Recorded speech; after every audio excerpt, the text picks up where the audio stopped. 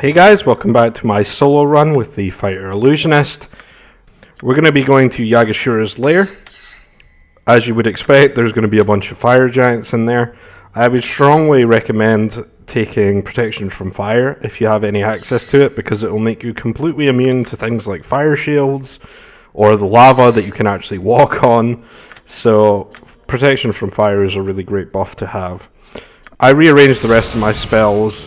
I'm probably going to stick with not using Time Stop as much and just summoning Planetars most of the time. You are going to notice me skipping quite a few enemies from this point on because there's no real reason to fight most enemies. So I'm just going to completely skip the encounter that you have in the forest there. You're going to see me taking a potion of invulnerability. The reason for that is it gives you +5 to your saves. My saves are already great, so that part doesn't really matter. But it also gives us a 5 AC boost because it takes your AC down to 0, which is always nice to have, and I have enough of them anyway. I really could use them pretty freely because they do last for an hour. You can also try and use stuff like Blur and Improved Invisibility, but on most of the enemies in here, mostly the fire giants, they have really good tackle, so they should still be hitting you most of the time, even if your AC is about -20, the elite ones at least. You can still do it, of course, but this is kind of the reason why in Throne of Ball, armor class becomes a lot less relevant, because the enemies have such good tackle that it doesn't even matter most of the time. Now, you can sort of get down to levels where Drow won't be able to hit you very much, but I decided to just kind of summon swords for most of this because they just pretty much take no damage from the fire giants at all. I think there are some enemies in here that cast stuff like magic missile, but not very many. There's also another magic golem in here, so I'm kind of glad that I kept that flail, the normal flail from Watcher's Keep.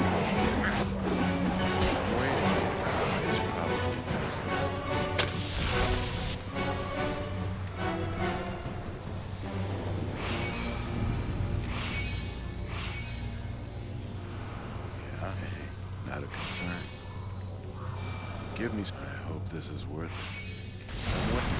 it. The nice thing about Cromfair is that it will instantly kill these types of trolls as well. So there's a couple fire trolls here, and they just die instantly.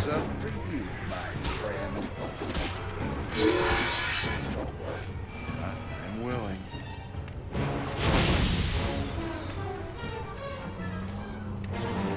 I run into an unfortunate time for my swords to unsummon right here, so I decide to summon another one. Really, it's mainly there to tank, and then I just do the damage with Improved Haste. It looks as though the normal fire giants can also be crit. The elite ones apparently cannot.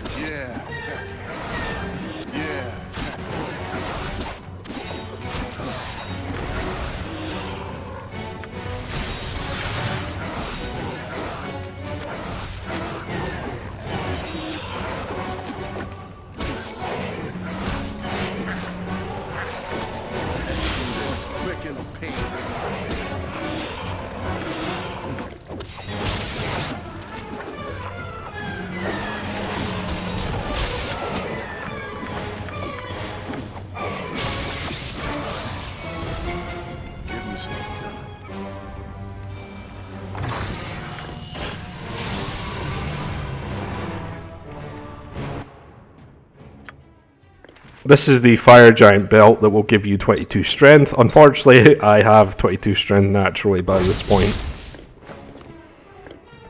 Plus, I'm also using Cromfair, so it doesn't really matter.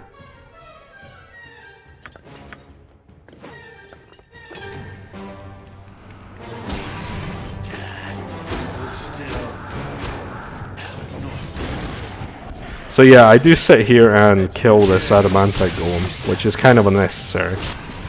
I think all of the enemies in here can't see through invisibility, so you could just walk through and take the hearts that you need.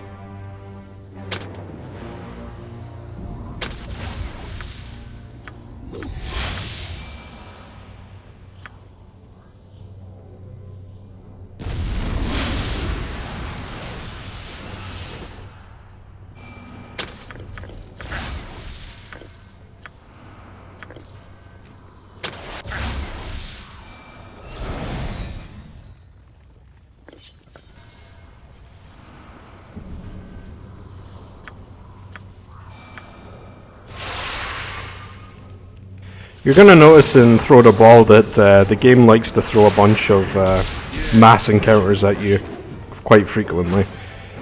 So it's not that they're that difficult, and honestly the areas are fairly short anyway, so it's not too big a concern. But summons can be a really big help.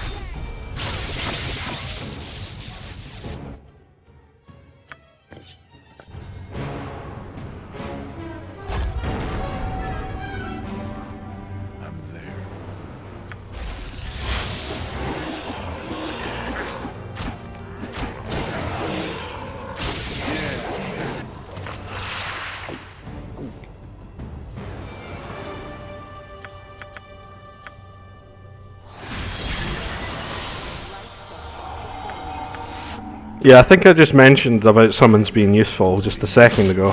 This Planetar actually dies extremely quickly. The Planetars seem to have really good regen, but if they get mobbed and just attacked by a lot of enemies at the same time, they die fairly quickly. And I mean, you can see it there trying to heal itself desperately, but yeah, to no effect. But thankfully we really have enough cast by this point in order to get through these areas. If it got to the point where I was running out of stone skins and I put the restriction that I can't rest in dungeons for role-playing reasons or something like that, then at this point I could use something like Hardiness and get the Defender Release Haven that I bought. And I would have 60% physical resistance, which is pretty good. Hardiness, once again, was probably not that necessary to take, because the only place I really used it was that one room in Watcher's Keep, the maze level. But Critical Strike and Greater Whirlwind are nice to use as well. One thing that I haven't been using is, I don't think I made the Staff of the Ram +6 yet, but that's probably one of the better weapons to use the Greater Whirlwind on, if you're not concerned with on-hit effects, because, well, it does have an on-hit effect, but because I think it does like +12 damage, and it also does 1 to 4 piercing damage on top of that, so it's actually pretty good.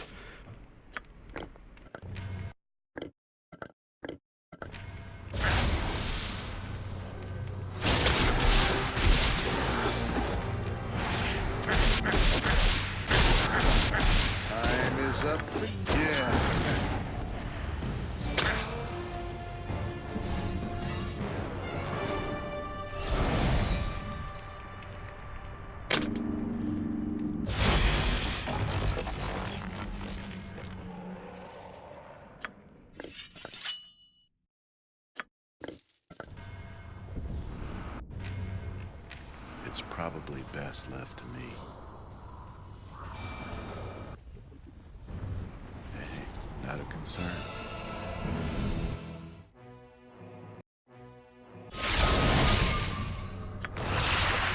Hope this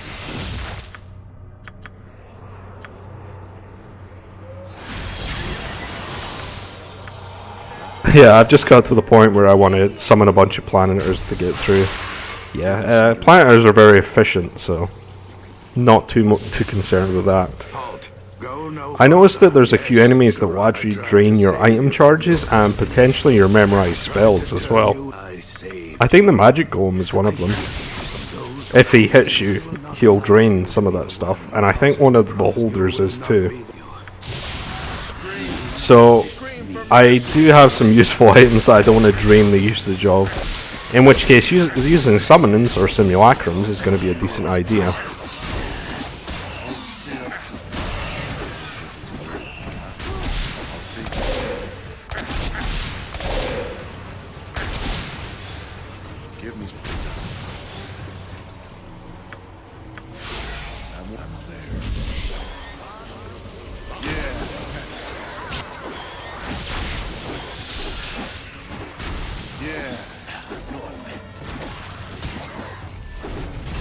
Let's do this quick and pain. The light shall fall before me. Must be good. Give me. It's probably best. This was kind of unfortunate, the fact that I get stuck in the dialogue tree and get into another fight as I'm just like trying to kill the enemies over here. I think the Planetar handles most of them anyway. We run into a couple shambling mounds. I think this is like the only place that you see them really. Maybe in Siege of Dragonspear as well, now that I recall it. But they're actually immune to crushing damage. So I swap over to Daystar in order to kill them. But I actually have to do it twice because I thought the other one was dead, but it's actually just hiding around the corner. Let's do this quick and pain. So yeah, these are one of the only enemies that are really immune in any capacity to crushing damage. It's usually just works best on most enemies.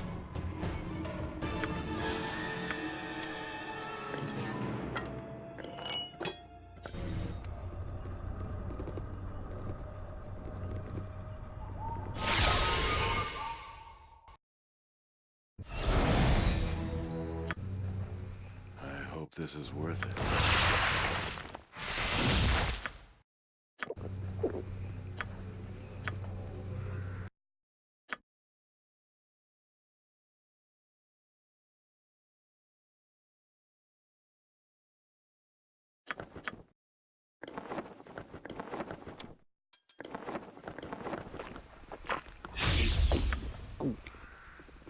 The Yaga-Shura fight isn't very exciting. Mainly because I think we just use protection from magical weapons and then just kill them in a couple rounds from Improved Haste. So you're going to see me use protection from magical weapons a lot more at this point, especially on bosses, and it's just because it's so effective.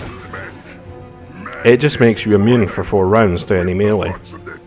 And I'm pretty much almost entirely immune to magic by this point with the saving throws. You know, bar some things like the spell magic, of course, where we need to use spell immunity. So, yeah.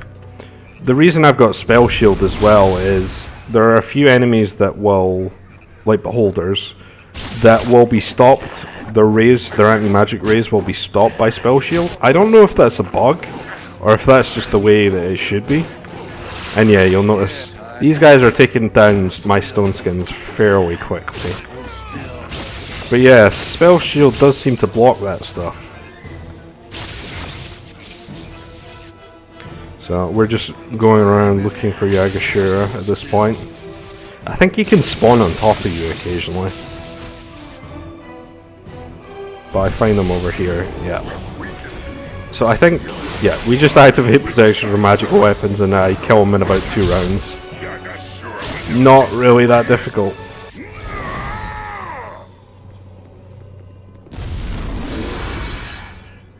I greet you. You have... Now you... What do you know of your past? I'm told. You would do well. I was to give others of Baal's order took me away, to hide us in the darkest temple, away from prying eyes. A task, We resist. they were. I rescued you and fled from the temple. Even as many. But not all. Yes, He could. I. He and so it meshed. And so your past is made... And would Sarevok be in your... Consider what you have learned here. Irreverent.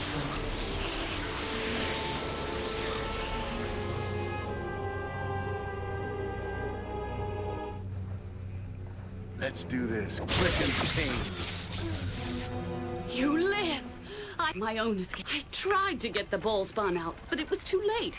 Yaga-Shura seemed to think you were in the city and was eager to seek you out. He slaughtered them all. That's pretty much it for this area. Next time we're going to be going to Amkethrin and finding out where Abazagal is staying, and then we'll be doing that entire dungeon there.